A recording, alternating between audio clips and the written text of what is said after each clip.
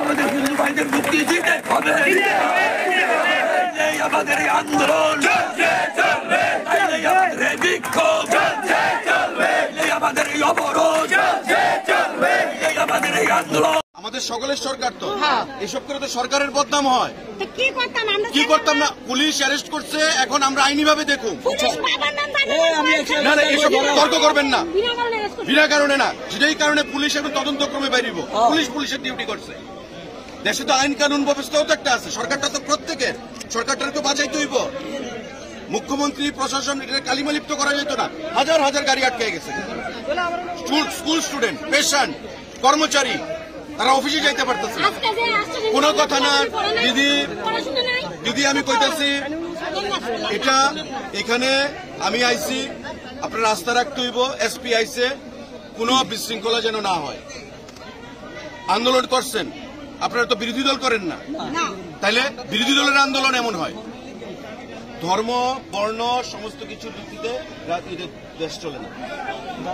আমাদের শুনেন, যেটা হয়েছে আইনিভাবে আমরা দেখব, পুলিশের কাজ করছে, আমরা এখন বাকিটা দেখব। তার যাতে কোনো অসুবিধা না হয় এটা আমরা দেখব। আমি নাট মন্দির করে দেবো, আমি এখন আপনি এখন কি করবেন? রাস্তা বয়ে থাকবেন? শাস্তি হইব, পুলিশ শাস্তি দিব, সব হইব।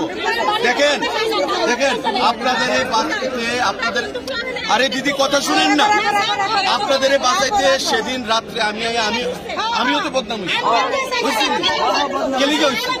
কিন্তু আমি তো এটা কেয়ার করছি না। আমি জানি এটা হুমু, তারপর আমি আইছি, আপনাদের লেগে আইছি তো। সুতরাং এখানে আর কোনো সিল করেন না প্লিজ। এটা আমি দেখতেছি তো, আইনি ভাবে দেখুন প্লিজ। এখানে আর কোনো ইয়ে করবেন না প্লিজ। আমি আপনাদের প্রত্যেকের কাছে হাত জোর করে, এটা আমার বদনাম, আমার বিধানসভা কেন্দ্র, আমার সরকার, আমার মুখ্যমন্ত্রীর বদনাম, প্রশাসনের বদনাম। আমি যে কথাটা কইতাছি ঠিক আছে, শুনো, আপনারা কি বইয়ে থাকবেন? কথা মানো, সারের কথা না মানলে তো না।